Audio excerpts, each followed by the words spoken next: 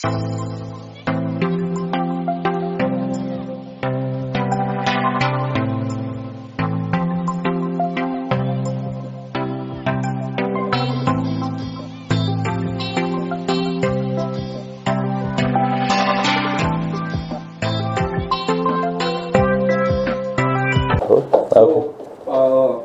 बताना चाहेंगे सर कि what is global private wealth क्या?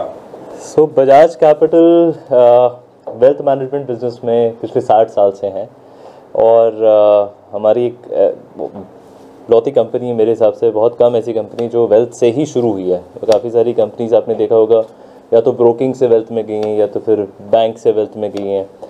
Bajaj has been in the wealth management industry from day one and I think मेरे हिसाब से ये एक बहुत बड़ी अपॉर्चुनिटी थी हमारे लिए कि हम प्राइवेट वेल्थ वाली स्पेस में जाएं। पिछले 5 से 10 साल में हमने देखा है HNI UHNI काफ़ी बढ़ गए हैं। हम जिसे HNI UHNI कहते हैं, एफ्लुएंट सेगमेंट कहते हैं, काफ़ी बढ़ गए हैं इंडस्ट्री में। तो एक अपॉर्चुनिटी दिखी थी राजीव जी को, संजीव जी को, कि इस अपॉर्चुनिटी पे हमारा कोई स्केल होना चाहिए, हमारा एक वर्टिकल, हमारा बिजनेस होना चाहिए।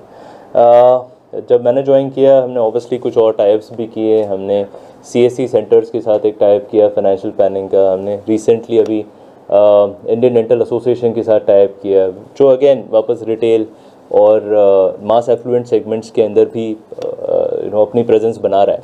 उसी के साथ हमने एक और चीज़ सोची कि हमें HNI UHNI, multi family office, state planning, international, ये सारी चीज़ें करनी चाहिए। तो हमारे इंटरनेशनल प्लान्स भी हैं। So private banking plus international हम करेंगे।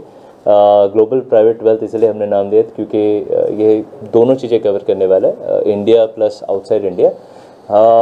खुशी की बात ये कि अब हमने ये स्टार्ट किया था 2 महीने पहले।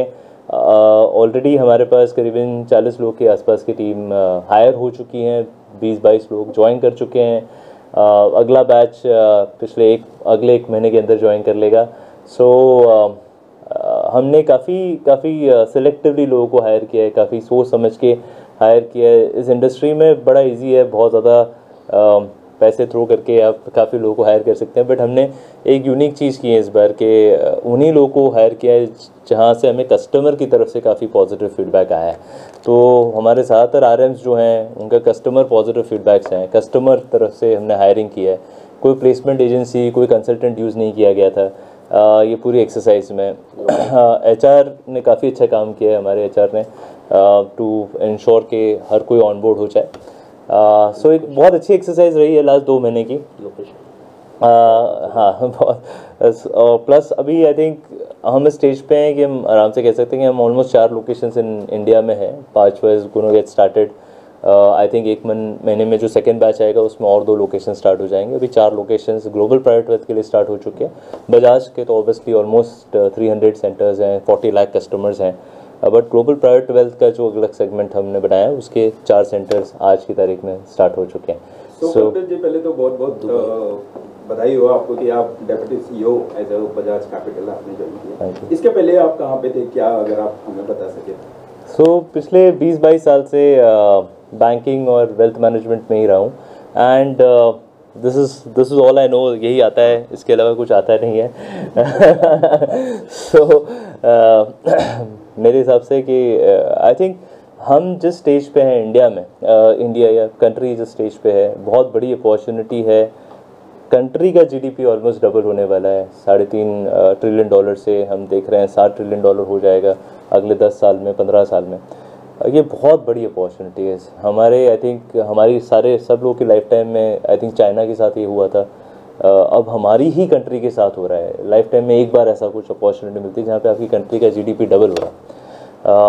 जो हमने 75 ईयर्स में किया था वो अगले 10 साल में वापस होने की पॉसिबिलिटी है, आकांक्षा है। उस हिसाब से बहुत सारे और बिलियनर्स बनेंगे और HNI UHNI बनेंगे और वेल्थ मैनेजमेंट के रिक्वायरमेंट्स बढ़ेगी और वेल्थ मैनेजर्स के रिक्वायरमेंट्स बढ़ेगी। उस हिसाब से प्रोडक्ट्स स्पेसिफिक और नए प्रोडक्ट्स आने चाहिए मार्केट में।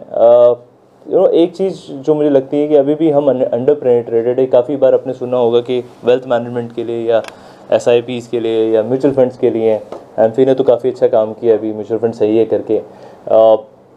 बट फिर भी हमारा पेनिट्रेशन काफ़ी कम है। आई थिंक अभी भी बहुत ज़्यादा अपॉर्चुनिटी है टियर 3, टियर 4, टियर 5 लोकेशंस में, जहाँ पे अभी तक पेनिट्रेशन इतना नहीं हुआ है।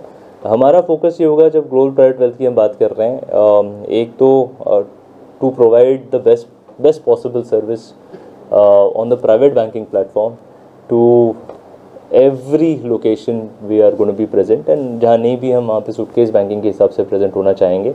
प्लस एक और ट्रेंड मुझे नज़र आ रहा है, वो ये पहला ट्रेंड तो ये था कि ऑब्वियसली हम डबल हो रहे हैं, अपनी इकोनॉमी डबल हो रही है और उसमें काफ़ी सारे अपॉर्चुनिटीज़ दिख रही है। दूसरा ट्रेंड ये है कि आई थिंक एनआरआई सेगमेंट जो है, जो पहले ब्रेन ड्रेन हो रहा था या lot of people were moving outside India.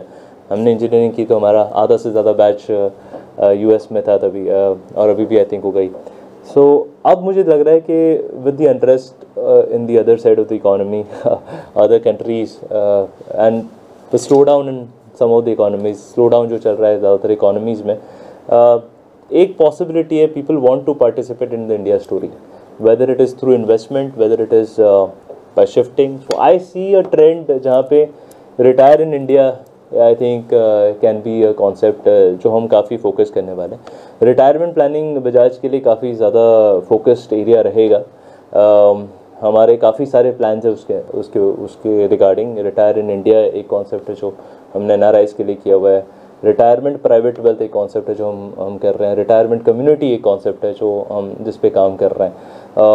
So I think काफ़ी सारा काम उस डायरेक्शन में होगा। विल प्लानिंग्स हो, एस्टेट प्लानिंग्स हो, ट्रस्ट प्लानिंग्स हो, ये सारी चीज़ें will be a feature of this retirement segment जो हम करना चाहते हैं। सो काफ़ी यूनिक चीज़ें करने की पॉसिबिलिटी है in the most simplest way, कि सबसे सिंपल तरीके से आप कैसे थोड़ा यूनिक कर सकते हैं।